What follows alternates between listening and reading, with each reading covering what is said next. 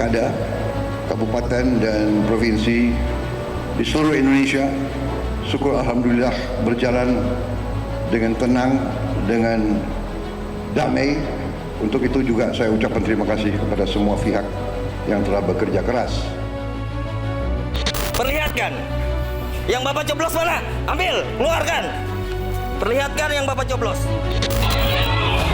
Kemudian memang kalau kita lihat sekilas ya dari gambaran secara umum ya kurang lebih di bawah 70% secara nasional rata-rata.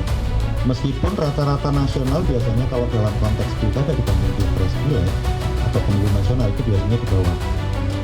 Kalau ditanya apakah kurang ini itu, nanti bagian dari evaluasi definitifnya itu akan ada mekanisme kami untuk melakukan itu. Pilkada di tahun yang sama dengan Pileg dan Pilpres, jadi jedanya terlalu sebentar, perlu dievaluasi karena kejenuhan saat jadi rasanya belum lama tanda kutip bertarung. Kita tentu harus melakukan evaluasi yang sangat serius. Komisi 2 DPR RI berencana untuk memanggil KPU, Bawaslu, dan DKPP pada tanggal 4 Desember yang akan datang untuk kita melakukan rapat dengar pendapat. Psikologi pemilih yang sudah lelah, proses kandidasi yang tidak terlalu ketat, maka kemudian bisa jadi ini membuat orang menganggap Pilkada 2024 ini justru menjadi anomali atau titik balik lain dibanding Pileg dan Pilpres sebelumnya.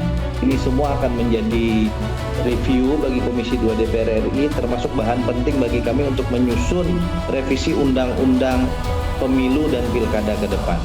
Kami merencanakan akan membentuk omnibus law politik.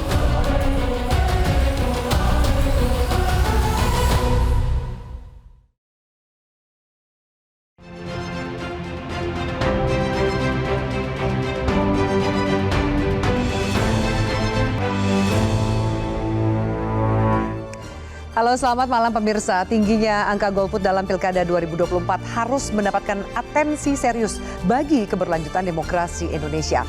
Partisipasi nasional yang hanya kurang dari 70% menimbulkan pertanyaan besar. Apakah fenomena ini menjadi cerminan ketidakpuasan publik terhadap para kandidat? Faktor kendala teknis atau kejenuhan masyarakat terhadap rangkaian padatnya pemilihan umum yang terus berlanjut selama 1 tahun ini. Bersama saya Afiana Malik, inilah Panggung Demokrasi Pilkada 2024. Mengapa angka golput tinggi?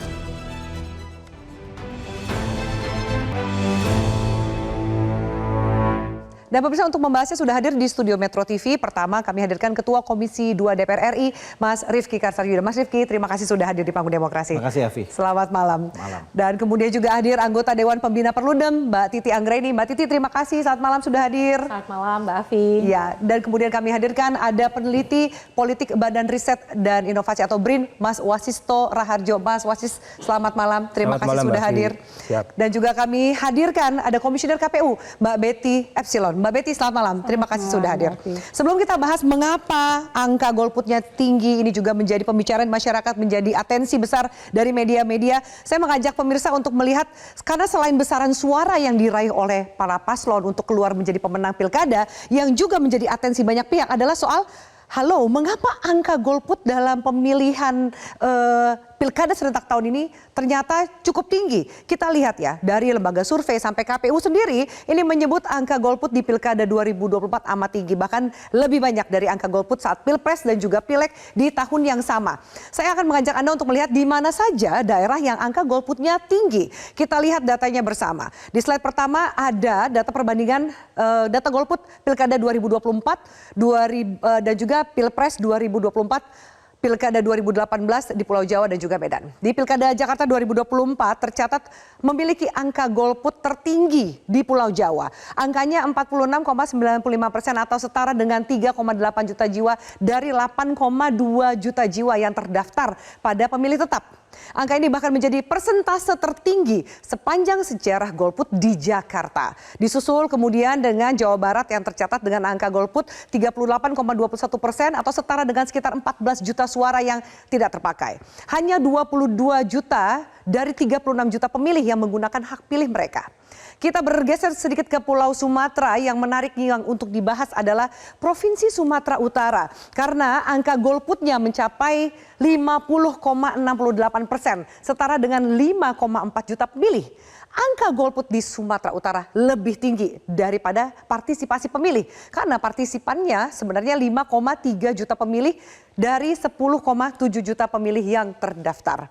Nah, melihat angka golput yang tinggi ini ternyata juga mendapatkan atensi dari KPU, di mana Komisioner KPU Agus Melas mengatakan berdasarkan data sistem informasi rekapitulasi atau Sirekap KPU, dari 98,5% data yang masuk ditemukan tingkat partisipasi pemilih dalam pilkada serentak hanya 68,16%.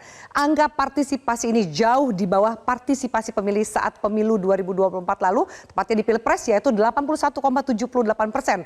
Padahal menurut KPU, sosialisasi yang dilakukan ternyata juga tidak berbeda jauh dibandingkan dengan sosialisasi Pileg dan juga Pilpres. Temuan partisipasi pilkada yang rendah ini akan menjadi evaluasi bagi KPU yang katanya akan dipanggil oleh Komisi 2 pada tanggal 4 Desember. Nah, menurut Jaringan Pemantau Pemilu untuk Rakyat atau JPRR, terdapat sejumlah faktor yang dinilai menyebabkan meningkatnya angka golput di Pilkada 2024. Pertama, penyelenggara pilkada yang dianggap terlalu dekat dengan Pilpres 2024. Penyelenggaraannya terlalu mepet dan kemudian dekat sekali dengan agenda pemilihan lainnya. Termasuk juga durasi kampanye kandidat yang dianggap terlalu singkat. Ada kemudian alasan rendahnya pengenalan pasangan calon kepala daerah dan calon kepala daerah yang mencalonkan diri di wilayah yang juga bukan tempat asalnya. Tingginya angka golput di pilkada serentak ini menunjukkan perhatian dan juga antusiasme publik yang bisa dikatakan jauh lebih rendah dibandingkan saat Pilpres. Ini penting dan perlu menjadi pelajaran serta evaluasi bagi penyelenggara, pemerintah, termasuk juga partai politik. Saya akan langsung menanyakan kepada para narasumber. Ada perwakilan KPU, Mbak Betty, apa evaluasi dari KPU? Kenapa kemudian angkanya bisa jauh, bahkan di beberapa daerah itu tercatat golput tertinggi dalam sejarah daerah tersebut, Mbak Betty? Ya, jadi ada beberapa hal yang perlu di-underline. Pertama adalah kerja KPU itu adalah mensosialisasikan. Sosialisasi dan pendidikan pemilih. Agar pemilih tahu cara menggunakan hak pilihnya, kapan hari H pemungutan suaranya, itu dilakukan dalam beberapa segmentasi yang sudah dilakukan oleh teman-teman KPU Provinsi dan KPU Kabupaten Kota. Tapi soal bagaimana visi misi program kerja, profil citra diri si pasangan calon, itu adalah kerja-kerja kampanye yang dilakukan oleh setiap pasangan calon, baik tingkatan gubernur atau wali kota dan bupati. Dengan tingkat kemudian pemilih atau golput yang bisa dikatakan tinggi ini, antusiasmenya juga sepertinya kurang dibandingkan dengan Pilpres. KPU merasa gagal menyelenggarakan pilkada, minimal meningkatkan angka partisipasi pemilihnya, Mbak Betty? Secara konsepsi KPU adalah penyelenggara, berapapun tingkat partisipasi yang keluar dari produk apakah pemilu ataupun pilkada kali ini tentu akan kita terima, dan kemudian siapapun berapapun dari hasil yang sudah ditampilkan baik dari rekap berjenjang dari TPS ke PPK sampai dengan KPN Kota dan KPU Provinsi, itulah yang menjadi hasil mau tak mau, suka tak suka akan kita terima. Tapi kan targetnya tentunya lebih baik daripada penyelenggara sebelumnya gitu kan. Target KPU sendiri sebenarnya berapa sih Mbak dari untuk pilkada serentak tahun ini? Kalau berkaca pada RPJMN yang lalu 77,5%. Ya. Tapi untuk yang sekarang tentu tadi sudah disampaikan angkanya memang sekitar 68%. Yes, 68%. Oke, ada evaluasi yang dilakukan oleh KPU nanti? Betul, kalau tingkat partisipasi pertama kali tentu dari sisi penyelenggaraan, sosialisasi yang lebih masif, tapi memang harus dikombin dengan bagaimana cara mengkomunikasikan ke publik soal visi misi si pasangan calon. Seberapa kencang pun KPU menyatakan ayo datang ke TPS, tapi dia tidak mengenali siapa yang akan dia pilih, tentu menjadi more or less pasti akan punya pengaruh, Mbak. Jadi intinya bahwa kemudian nggak semuanya menjadi tanggung jawab KPU gitu kan ya Mbak Betty ya, bahwa kemudian juga ada tanggung jawab dari parpol termasuk juga paslon. Mbak Titi, bagaimana Mbak Titi melihat ini? Bahwa nanti dulu nggak bisa semua menyalahkan penyelenggara, ada juga loh peran serta dari paslon dan partai politik. Iya, di Indonesia ini kita tidak punya instrumen terukur untuk membuat klasifikasi soal protes voting. Orang yang protes atau kecewa terhadap sebuah proses pemilihan yang bisa ada ukurannya spesifik. Kalau di beberapa negara itu mereka punya yang disebut dengan none of the above misalnya atau nota. Seperti kolom kosong lah kalau di calon tunggal. Kalau di calon tunggal kan jelas tidak setuju dengan calon, ada kolom kosong. Di Indonesia itu tidak ada. Sehingga ada yang mencampur adukannya dengan pemilih yang tidak pergi ke TPS. Jadi dalam fenomena Jakarta, angka partisipasi itu sebenarnya 57,5%.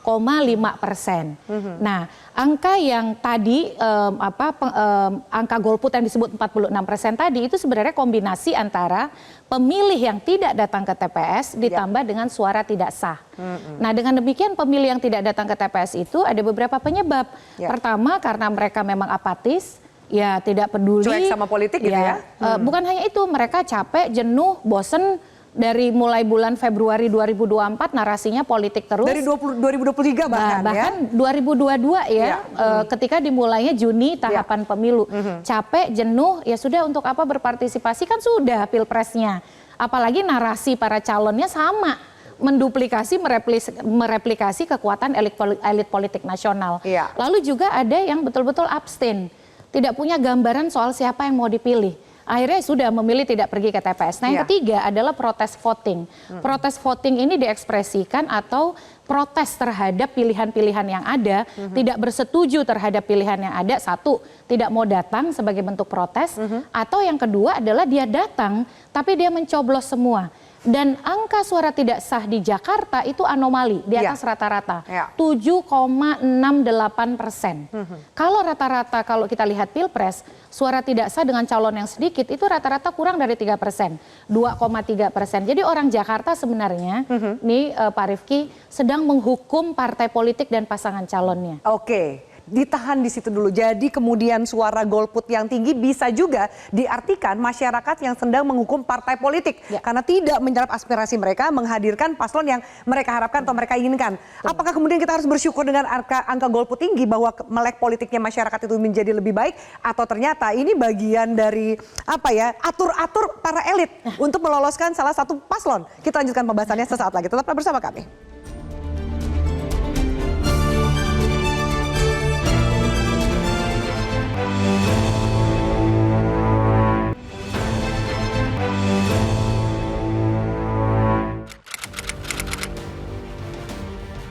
Kalau kemarin sih gara-garanya ada tugas ya, jadi kerja ya, jadi nggak kerja dari pagi, jadinya nggak sempet untuk menggunakan hak pilih di TPS dekat rumah.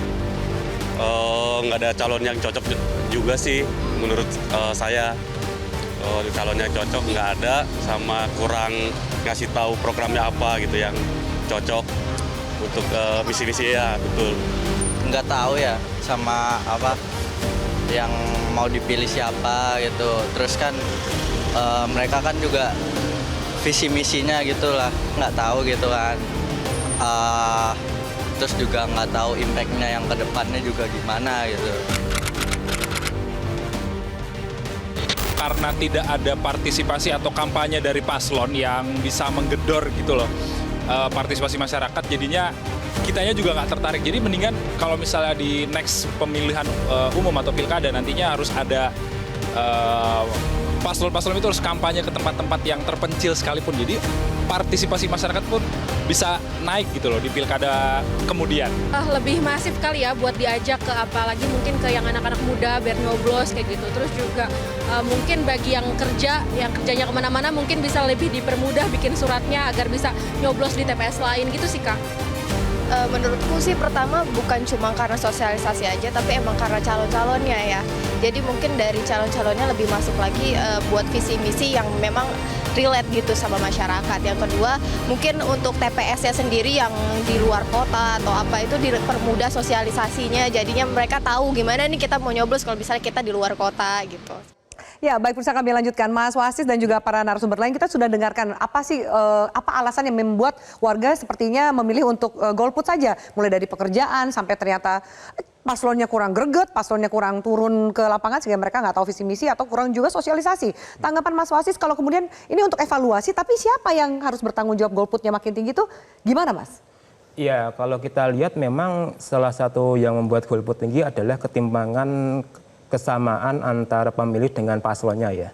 Kalau kita lihat kan di sebagian besar daerah itu kebanyakan adalah generasi baby boomer atau X Yang itu notabene mungkin komunikasinya berbeda dengan kebanyakan pemilih kita yang itu adalah generasi milenial dan generasi Z ya. Dan yang paling penting adalah narasi-narasi kampanye yang disampaikan oleh para paslon itu juga kadangkala monoton. Artinya mereka cenderung meng-copy paste apa yang telah terjadi di level nasional, kemudian mereka aplikasikan di level lokal. Siapa tahu ada kotel efeknya, kan juga kemudian tokoh nasional yang banyak ikutan endorse sama paslon-paslon yang berlaga di daerah gitu ya kan. Ternyata ngaruh juga loh untuk beberapa daerah. Nah masalahnya kan daerah itu kan kasuistik Mbak Afi ya. Semua daerah itu tidak bisa kita generalisasikan. Sehingga saya pikir memang salah satu poin yang hilang dari pilkada serentak ini adalah kehadiran pemimpin yang itu bersifat problem solver.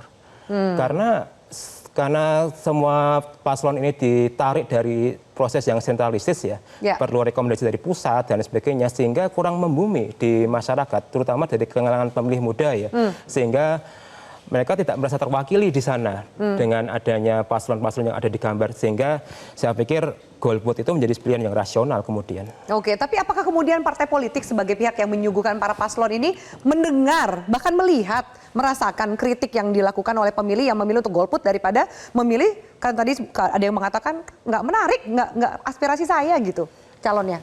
Ya tentu mendengar, mereka mendengar dan juga memeriksa ya, cuman kan agenda nasional lebih kuat daripada agenda publik.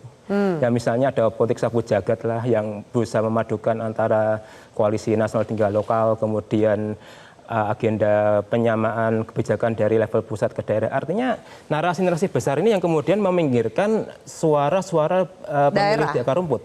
Dan inilah yang menjadi penyebab salah satunya Mbak Afi. Oke, baik. Ketika kemudian kritik juga dilemparkan kepada partai politik. Mas Rifki sebagai Ketua Komisi 2, apa yang sejauh ini bisa ditangkap oleh Komisi 2 soal tingginya angka golput? Mas Rifki juga mengatakan bahwa ini sesuatu yang perlu diatensi secara serius ke depan. Ya, Komisi 2 DPR RI yang memiliki tugas konstitusional melakukan pengawasan terhadap kepemiluan, mitra kerjanya Bu Betty dan kawan-kawan KPU, Bawaslu dan DKPP, tentu menaruh perhatian besar terkait hal ini.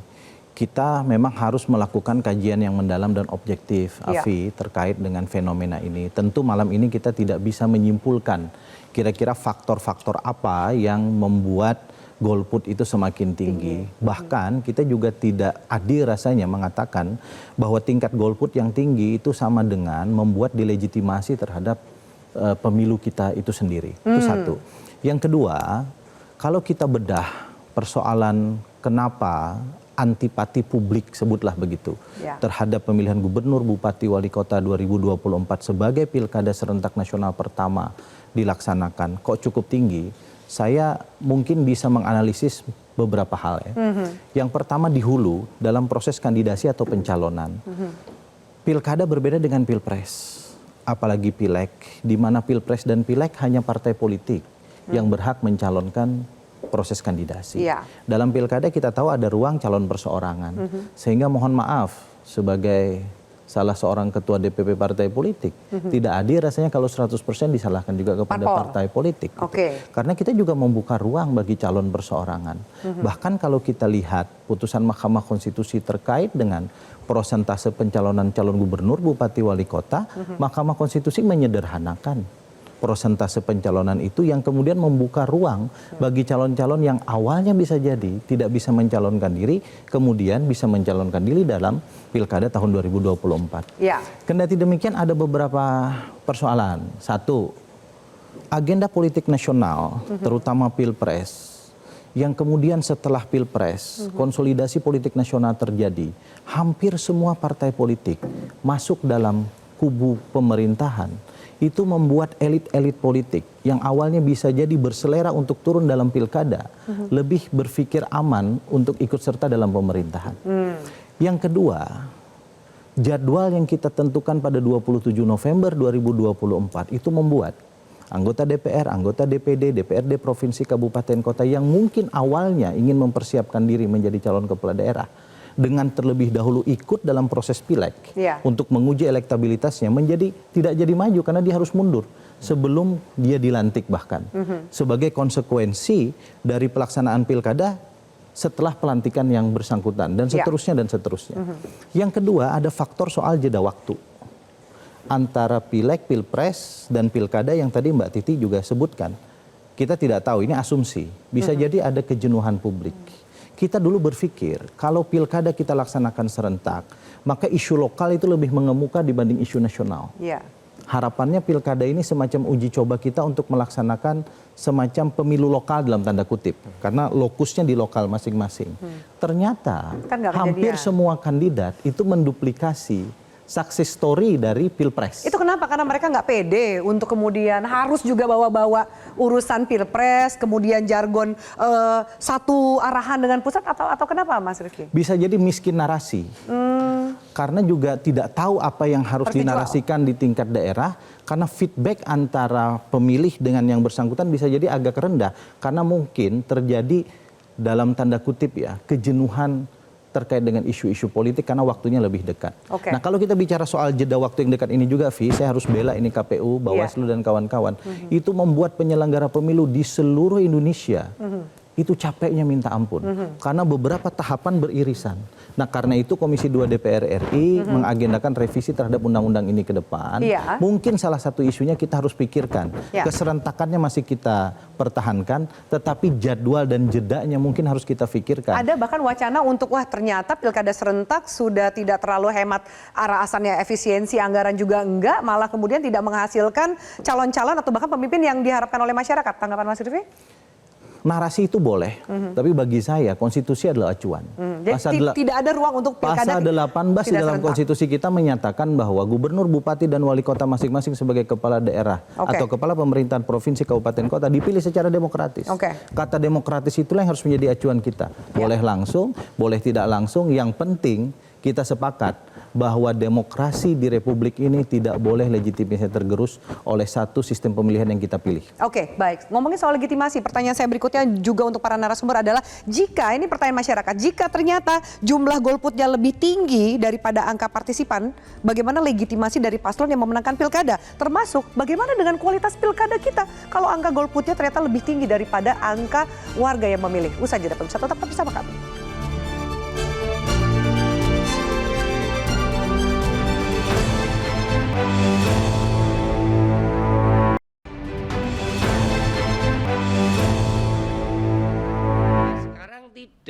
Sekarang karena kompilasi isu Pilpres nyambung lagi dengan pilkada, sehingga yang dulu kita harapkan terjadi desentralisasi otonomi daerah sekarang menjadi sentralisasi pengaruh orang-orang pusat menentukan siapa yang harus jadi.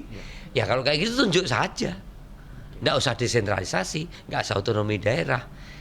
Jadi harus dilihat, Komisi 2 akan melihat marwah dari pilkada ini apa, memperkuat desentralisasi itu. Saya kira itu. Kami lanjutkan pemirsa, bahkan Mas Arya Bima mengatakan tadi, ya udahlah nggak usah pakai pemilihan, tunjuk aja kalau kemudian rasanya sangat diatur oleh pusat atau sentral gitu. Mbak Titi, saya ingin menanyakan bagaimana jika jumlah golputnya tinggi atau bahkan daerah ada yang angka golputnya melebihi angka partisipannya. Legitimatenya mungkin tetap secara hukum masih berlegitimasi, tapi bagaimana dampak dari pemerintahan kepala daerah itu ke depan? Ada satu daerah di Indonesia yang pernah angka pengguna hak pilihnya itu 25%. Itu Kota Medan. Apa dampaknya? Yang pertama tentu dia menjadi perbincangan politik terus-menerus di Indonesia ya.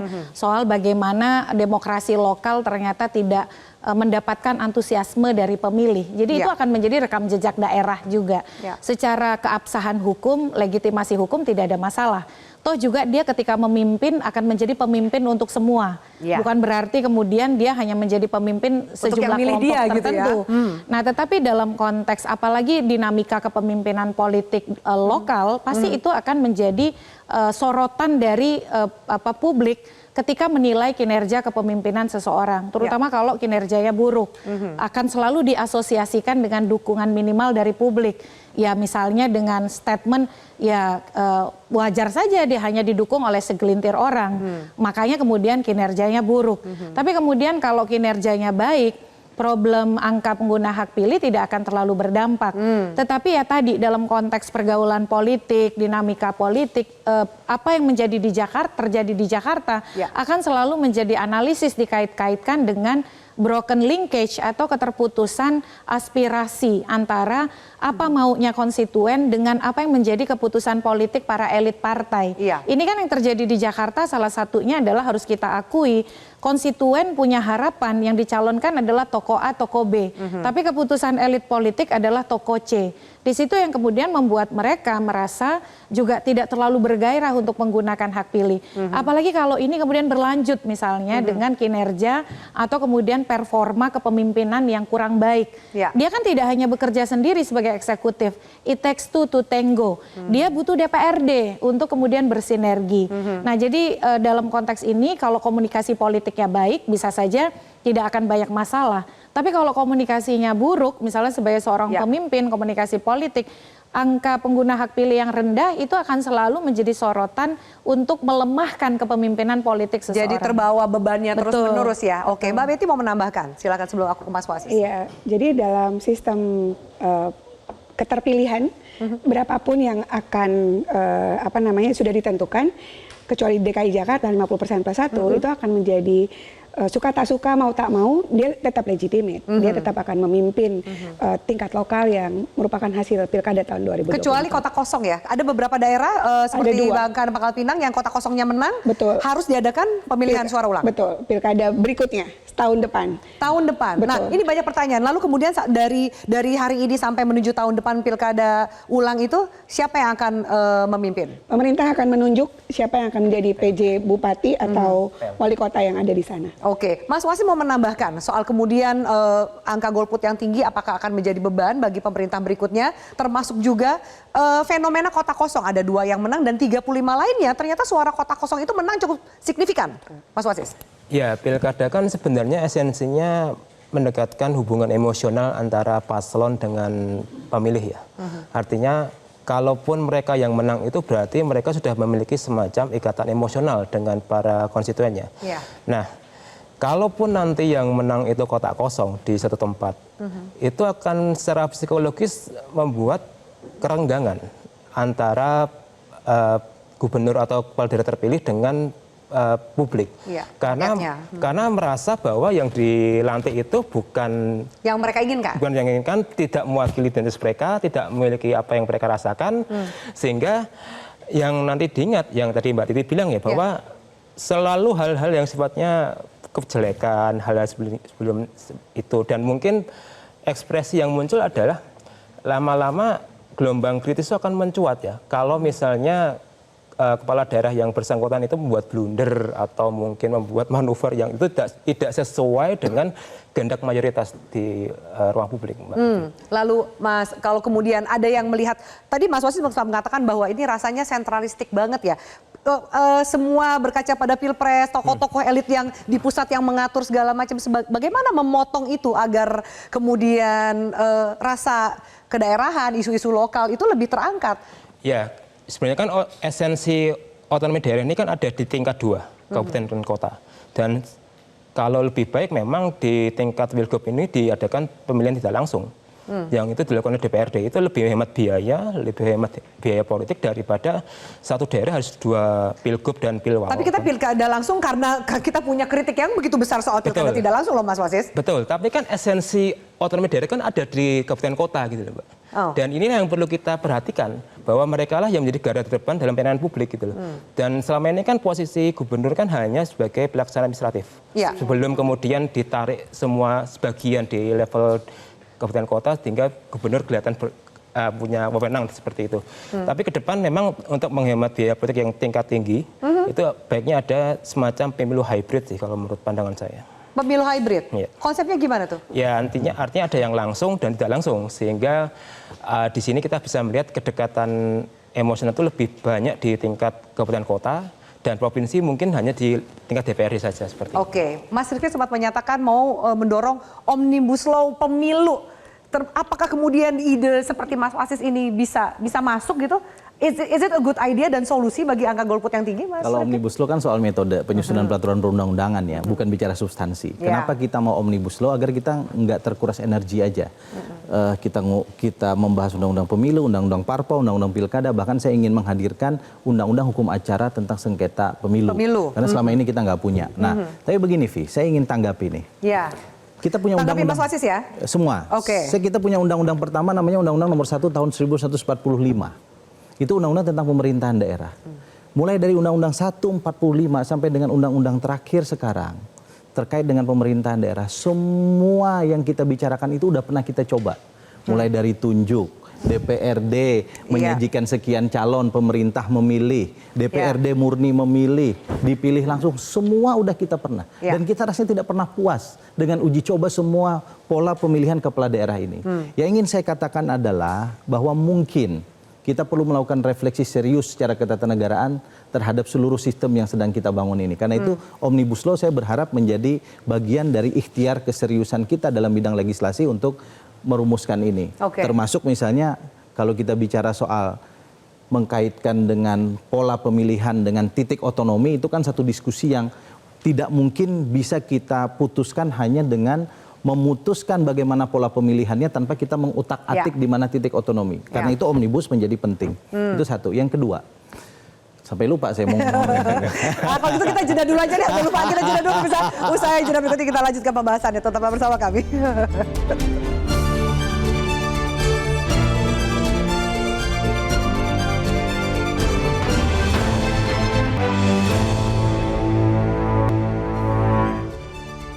Ya baik pemirsa, kita lanjutkan. Mas Riffi tadi sempat terputus oleh jeda, sempat Anda mengatakan bahwa ini tuh sudah mencoba berbagai macam cara, sistem, bahwa kita yakin ini yang mendekati menangkap aspirasi masyarakat secara langsung.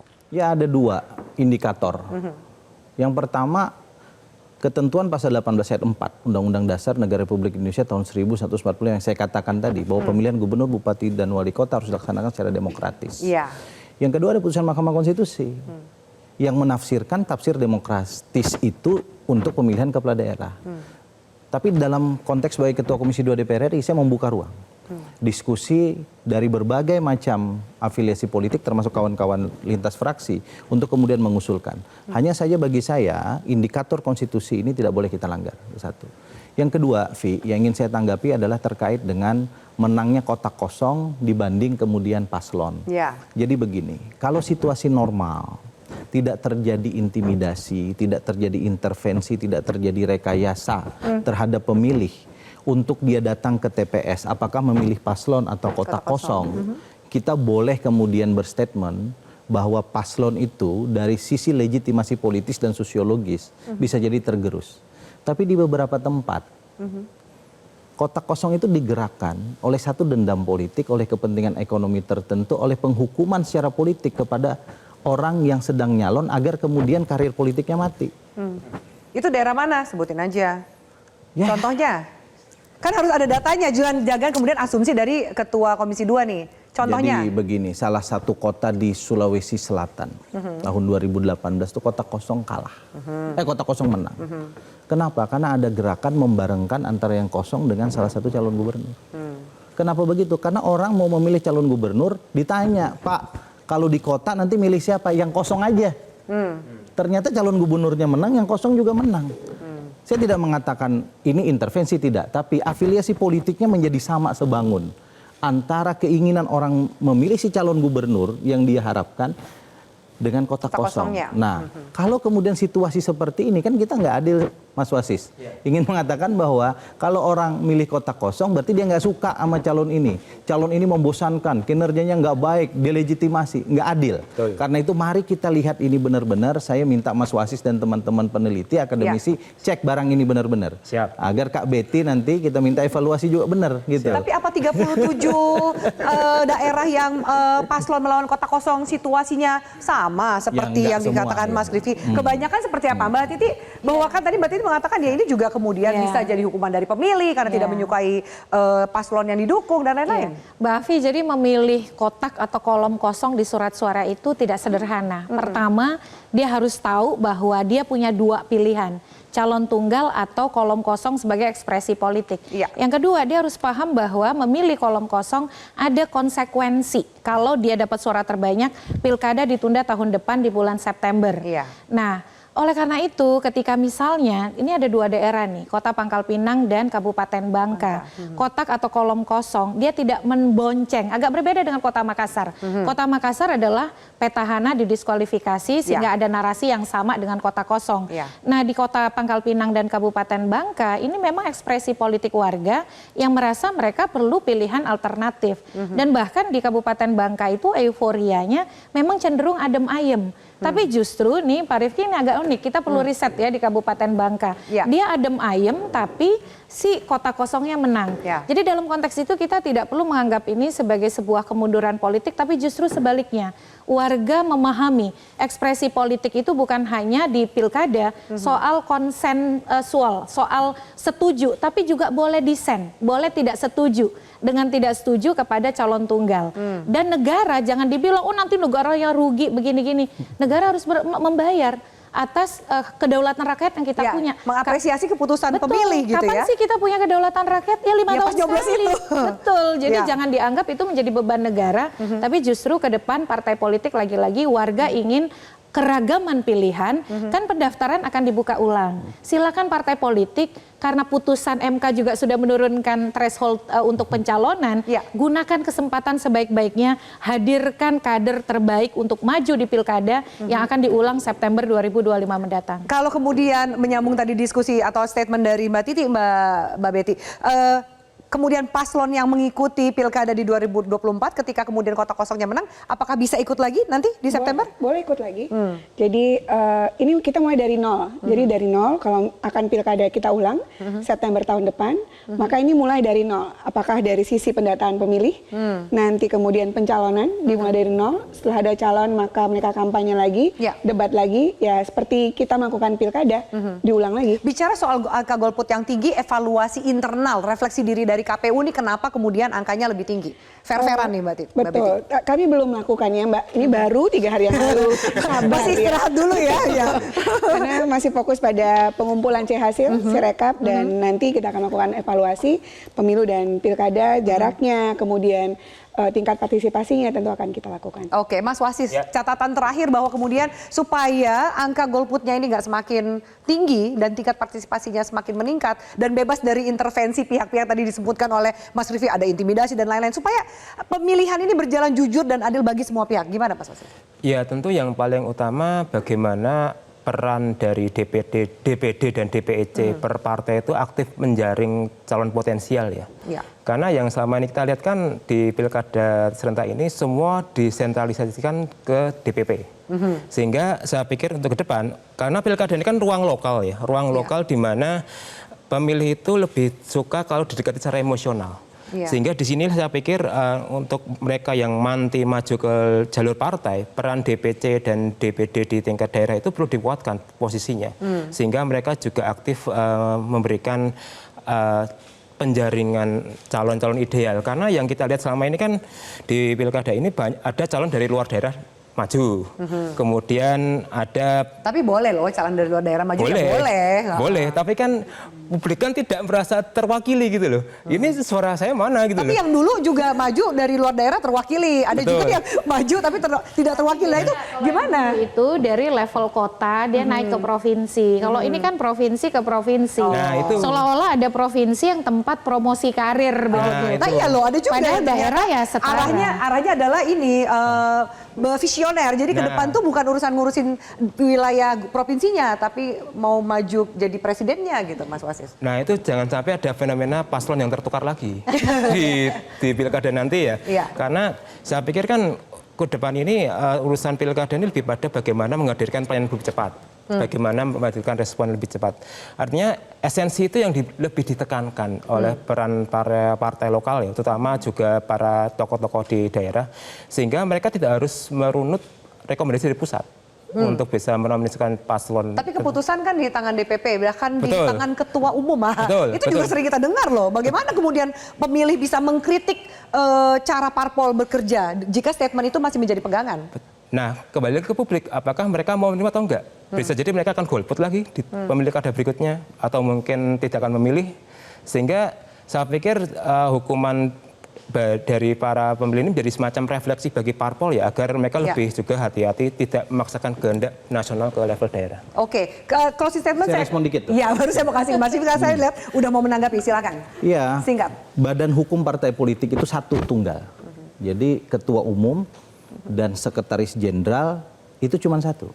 Yang di bawah-bawah itu satu kesatuan badan hukum. Tapi bukan berarti partai politik, Mas, tidak menggunakan mekanisme bottom up. Ya. Kita menggunakan survei, kita juga menggunakan rekomendasi dari bawah dan seterusnya. Bahwa penandatanganan rekomendasi yang diterima oleh KPU itu adalah ketua umum dan sekretaris jenderal atau sebutan yang lain berdasarkan ketentuan undang-undang, itu sebagai konsekuensi karena kita menganut satu badan hukum partai politik nasional, bukan lokal. Kalau di Aceh, ya partai lokal yang tanda tangan. Jadi saya kira ini sebenarnya nggak harus diperdebatkan terlalu jauh karena mekanismenya berjalan, tapi bahwa kemudian kalah menang dalam pilkada tepat atau tidak tepat karena keserentakan 540 sekian provinsi kabupaten kota barengan, parpol juga baru kali ini disuguhkan barang Parpol juga seperti kewalahan ini. sebenarnya. Mencari kader? Bukan kewalahan, kita baru kali ini menangani proses yang banyak barengan. Kira-kira gitu, Vi. Oke, Mungkin baik. ini Pak Rifki, pilkada besok dijeda setahun atau 2 tahun. Nanti kita atur di undang-undang yang baru. Supaya nggak merepotin KPU-nya, nggak ngerepotin partai politiknya, termasuk juga nggak ngerepotin memberikan jeda untuk para pemilihnya, gitu, kurang lebih. Baik, terima kasih banyak Bapak-Bapak dan Ibu atas pembahasan kita yang menarik pada malam hari ini. Dan pemirsa, fenomena golput tinggi dan juga kemenangan kota kosong sebenarnya berbahaya bagi keberlanjutan demokrasi di Indonesia dalam jangka panjang. Dua hal ini jelas hanya akan menguntungkan sekelompok elitis, jauh dari kata kemenangan untuk masyarakat. Pesta demokrasi kita yakini harusnya mencari calon berkualitas lewat kompetisi yang jujur dan adil, karena semakin sedikit pilihan dan juga partisipan akan semakin sulit pula mendapatkan pimpinan yang terbaik untuk masa depan. Saya Afina Nurdiri, selamat malam, sampai jumpa.